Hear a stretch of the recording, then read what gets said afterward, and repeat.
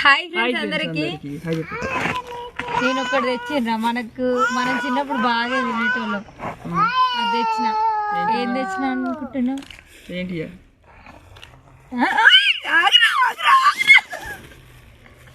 నేను చెప్పనా?